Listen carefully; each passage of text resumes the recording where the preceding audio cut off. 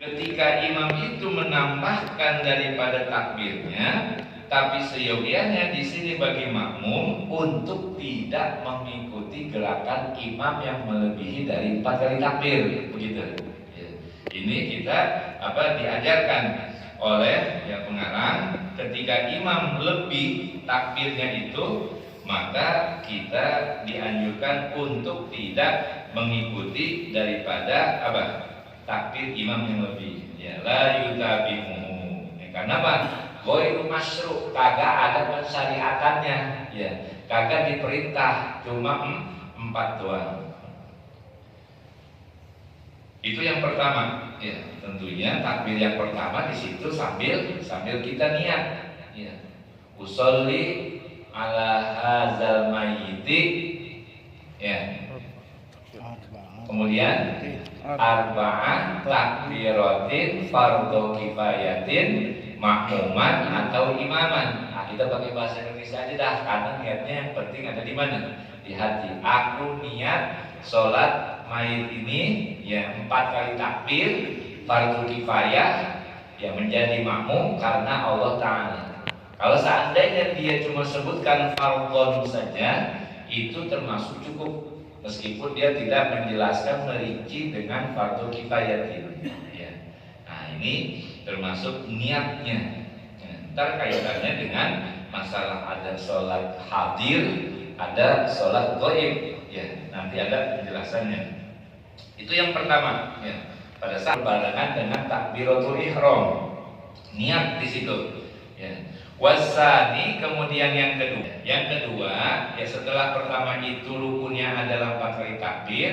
Yang kedua adalah niat makrunatan yang disertai dengan takbir yang pertama. Ya, jadi niatnya itu memang berada pada takbiratul ihram, sama seperti sholat-sholat yang lain. Mau sholat wajib, mau sholat sunnah, sholat-sholat yang lain itu sama. Takbiratul ihram itu berbarengan pada saat kita niat di situ.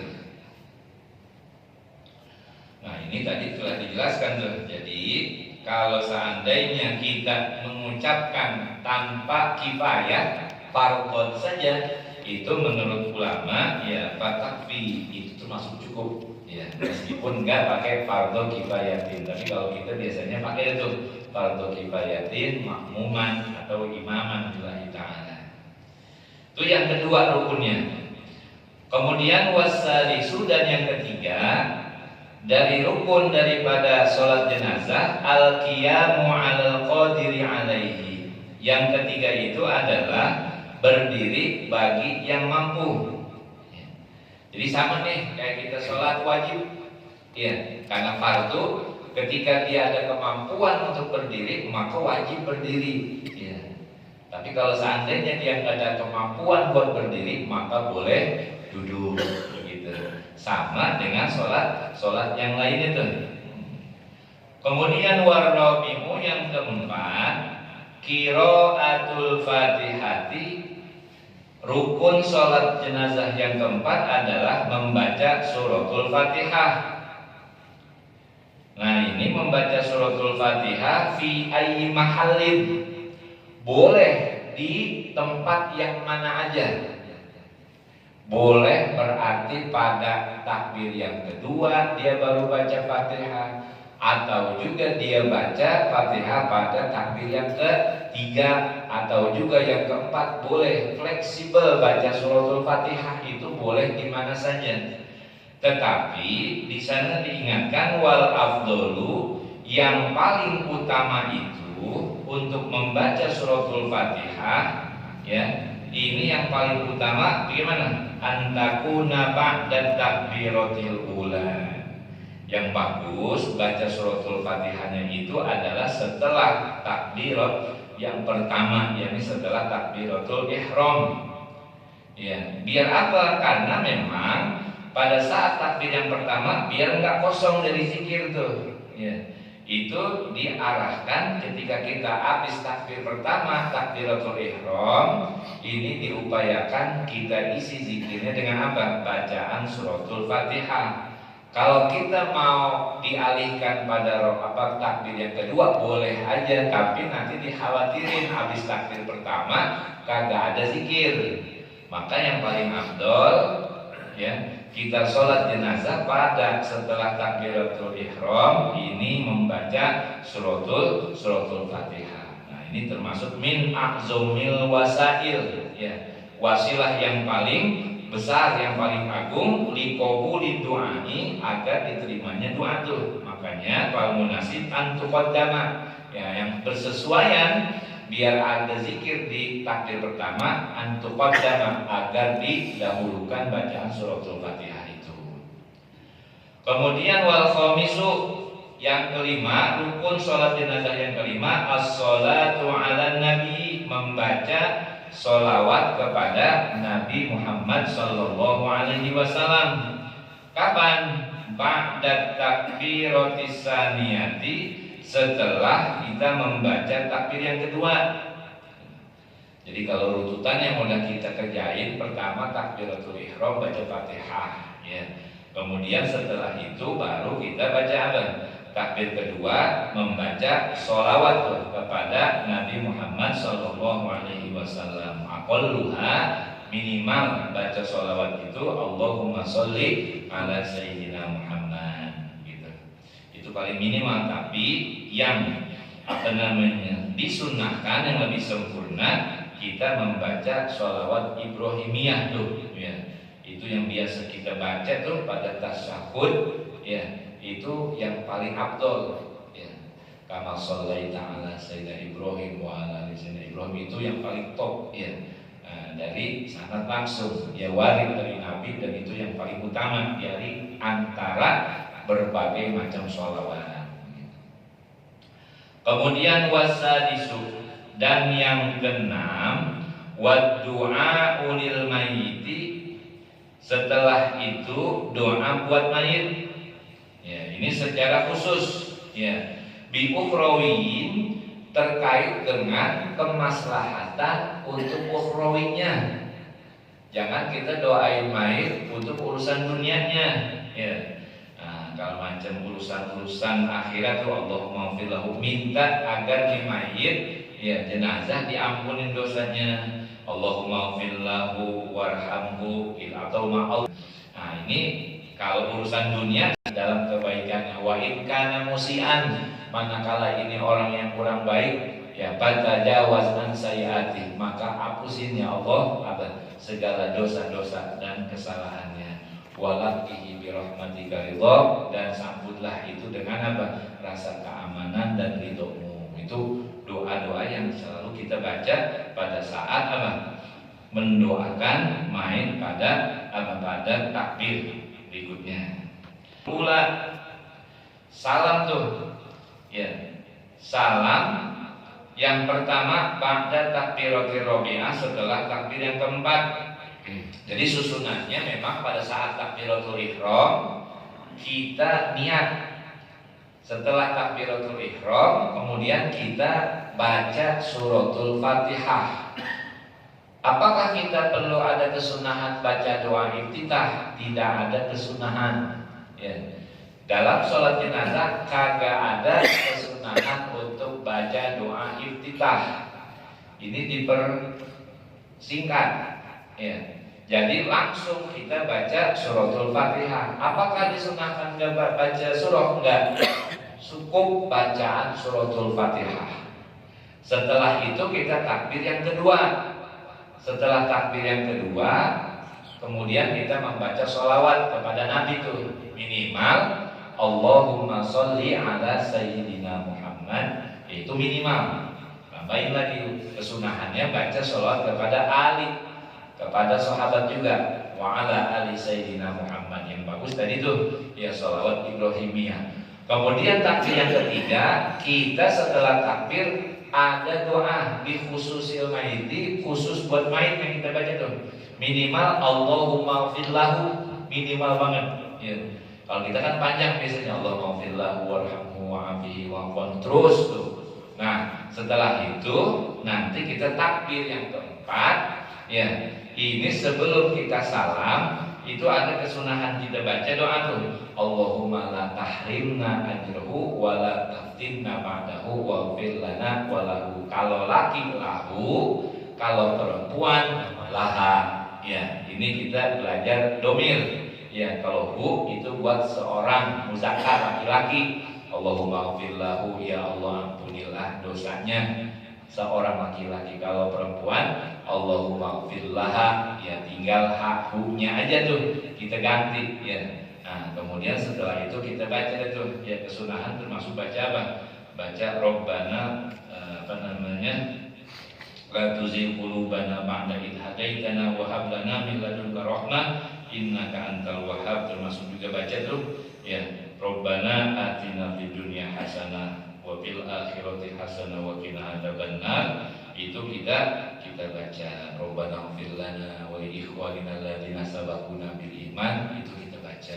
Setelah itu baru apa? Kita mengucapkan salam ya.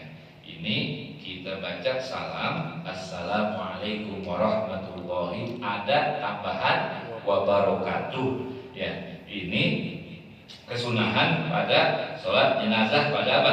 Pada salamnya. Kewajibannya ya, rukunnya adalah salam yang pertama, sama kayak salam pada sholat kita maktubah, sholat 5 waktu, tapi dia ada tambahannya, kesunahannya ya, wabarakatuh. Tetap kita sebagai makmum ini mendengarkan selesai salam imam yang kedua, assalamualaikum warahmatullahi wabarakatuh, assalamualaikum warahmatullahi wabarakatuh. Baru kita ya makmum salam ya. Jadi tetap sama aturannya, cuma dalam sholatul jenazah ini ya itu ada tambahan wabarakatuh. Itu bisa dikerjakan. Masuk waktunya kapan? Ini dijelaskan ba'dal ghusli, setelah itu mayit, setelah jenazah itu dimandikan. Ini terkait juga dengan masalah sholat gaib. Yang kita tahu itu bahwa yang namanya mayit nanti ada dua. Ada yang namanya mayit hadir. Mayit hadir itu yang memang kita sholatin ada di depan kita tuh jenazahnya. Kemudian ada lagi mayit yang dalam kategori goib, yang memang kagak ada di situ. Dia ini terkait goib ini karena terkait dengan jarak. Ya, misalnya kita punya saudara itu katakanlah di Surabaya meninggal. Ya, ini dari keluarga di sana mau melaksanakan sholat di sana. Nah, kita di sini katakanlah mau melaksanakan sholat goib, itu memang harus ada syaratnya dulu. Enggak muncul-muncul kemudian yuk kita sholat goib. Itu harus kita kontak dulu di sana. Di sana udah dimandiin belum? Kalau belum dimandiin itu belum masuk waktu namanya. Ya. Jadi kita harus cek dulu. Ya. Kalau sholat goib itu kan terkait dengan masalah jarik, artinya ada masyakoh, ada kesulitan kita buat ke sana.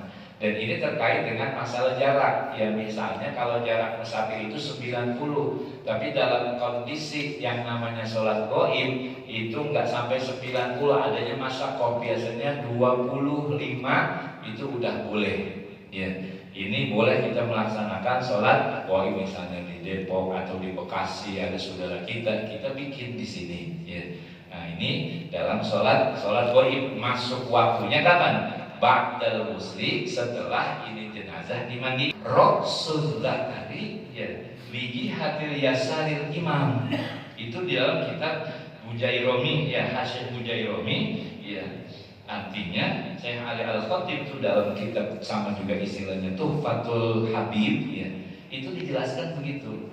Sebenarnya yang bagus biar menambah banyaknya rahmat Allah yang turun kepadanya orang, itu kepala orang laki dia berada di sebelah kiri.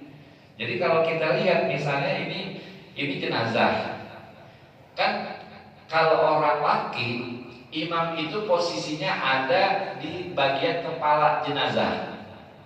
Sekarang kita lihat ini sebelah kanan, ini sebelah kiri. Sekarang banyakkan di kanan atau kiri kalau imam berada di sini? Otomatis banyakkan sebelah kiri. Ya. Maka itu ada kesunahan kalau orang mati, jadi kepalanya diputar di sebelah kiri nih. Jadi kepalanya di sebelah selatan, kemudian kakinya di sebelah utara. Jadi posisinya ini lebih banyak di kanan. Kenapa? Karena imam berada di sebelah kanan. Ya, dia lebih banyak nih. Kalau perempuan itu nggak ngaruh, dia tetap posisinya gimana?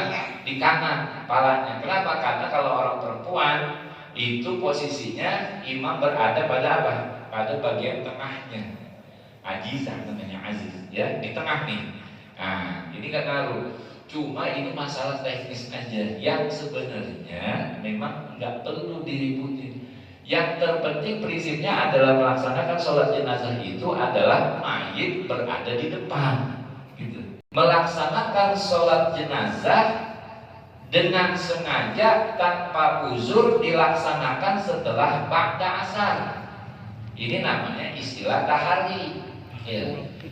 Kalau seandainya kita nih ada jenazah dan memungkinkan jenazah itu sebenarnya bisa selesai di waktu katakanlah jam 2, tapi ya entah keluarga tanpa ada uzur entar aja ngelaksanainnya ba'da asar. Ini gak boleh. Kenapa? Kagak ada uzur. Ya, yang sebenarnya bisa dilaksanakan sebelum asar, maka hendaklah ini dilaksanakan sebelum asar. Atau juga misalnya asar udah masuk, ya azan dah, jenazah udah ada di belakang, maka sholat sunat asar dulu, habis itu kita melaksanakan sholatul jenazah, ya. Nah, jadi sholat sunat asar dulu rame, jenazah udah ada di masjid. Setelah sholat sunat asar, baru kita melaksanakan setelah sholat jenazah, baru sholat asar. Ya. Jangan jenazahnya udah sampai orang, ya. Kata Nabi, illa syafa'allahu ilaihi, Allah akan memberikan pertolongan kepada orang itu. Sekalipun nih, ya, itu keluarga upayain, mohon maaf kan kadang ada juga boleh pakai amplop tuh, itu nggak ada masalah, minta dulu, ya, bukan nyogok, bukan, itu adalah boleh memperbolehkan. Untuk apa? Ini memberikan syafaat. Makanya ada undangan di kalangan atau tempat tertentu, kadang ngasihin amplop. Bisa jadi itu niatan dari sohibul musibah, artinya minta dijadikan sebagai sedekah, ya, minta tolong bantuin nyolatin. Kemudian kesunahan berikutnya, ya diupayakan 40 orang, itu juga ada kesunahan dengan apa? Dibuat dengan 3 sof, salah satu subuh. Ya. Ini memang ada hadis juga dari riwayat Imam Bukhari Muslim, ya. Nah, jadi kalau misalnya kita jamaah itu, kalau misalnya nggak cukup 3 sof, jangan ditetokin dari ujung sampai ujung. Pokoknya bikin 3 sof. Ya. Itu sama. Ya, kata Nabi, ma min muslimin yamutu, ya. Kemudian fayusalluna salat atau subuh. Ini dihadiri dengan 3 sof. Ya. Maka wajabat alaihi jannah, dia termasuk orang yang mendapatkan haknya akan surga. Jadi kalau kita melaksanakan sholat jenazah itu diingetin, ya. Kadang dapat 2, kalau dapat 2. Makanya ketika kita mau ada, misalnya di Jumatan ada sholat jenazah, itu jangan pulang, ya, jangan pulang. Udah kenal, jangan. Mau kenal mau kagak itu ganjarannya gede, ya. Maka ini termasuk hadiah dan pahala yang gede. Mau kenal mau kagak, ya itu kita jangan sampai pulang. Upayakan tetap, apalagi sampai kita ya kasih, artinya kita mengantar sampai ke tempat terakhirnya, ke makbarohnya, tempat kuburnya. Udah 2 kilo itu, ya kan? Nah, ini besar sekali ganjaran pahala ketika kita melaksanakan sholatul jenazah. Itu memang dalam mazhab kita, ya, dalam Ahlus Sunnah wal Jamaah ada 5 pendapat, ya. Ada yang mengatakan pendapat pertama itu tak ada batasnya, sekalipun ya itu makam-makam para sahabat misalnya. Nah, Tapi pendapat ini dilemahkan ya oleh Imam An-Nawawi. Kemudian termasuk Imam Abu Hanifah, pendapat kedua mengatakan berapa lama kita bisa melaksanakan sholat di atas kuburan? 3 hari selama itu jasadnya belum hancur. Cuma kan kita nggak bisa ngecek ya. Dan termasuk dalam mazhab kita Imam Asy-Syafi'i tidak ada batasnya selama ada kewajiban bagi orang yang menyolati dia, ada kewajiban bagi dirinya untuk melaksanakan sholatul jenazah. Jadi kapan aja boleh ya. Tapi biasanya kita biasanya nggak terlalu lama ya, nggak lebih dari 1 tahun. Ini meskipun dalam mazhab Imam kita Asy-Syafi'i itu nggak ada batasan bagi orang yang memang memiliki atau tuntutan melaksanakan kewajiban untuk melaksanakan sholat kepada mayit, entah itu ahli warisnya, itu kapan aja boleh. Cuma nih kalau kita melaksanakan sholat di atas kuburan kan itu tanah ya. Itu jangan sampai kita dalam fikihnya tahammulun najasah, menanggung najis. Namanya di tanah gitu ya, misalnya kagak pakai alas, ya nggak pakai tikar, cuma pakai sendal, maka itu sendal jangan kita pakai, kita injek. Ya, katakanlah kalau sendal jepit ada jepitannya, itu kita lepas, kita injek. Kenapa? Itu bawahnya kita memungkinkan banyak daripada ya najis atau segala macam yang namanya tanah, itu memungkinkan hal-hal yang sifatnya seperti itu. Maka ketika kita mau melaksanakan sholat di atas kuburan, ini ketika nggak ada karpet atau misalnya tikar, maka kita injak aja itu sendalnya, kita lepas dulu, kita injak. Itu tidak termasuk dalam kategori tahammulun najasah. Ini terkait dengan masalah ibadah sholatul jenazah. Cuma sekali lagi saya pertegas untuk masalah kepala mayit, kepala jenazah. Wassallallahu walhamdulillahirabbil alamin.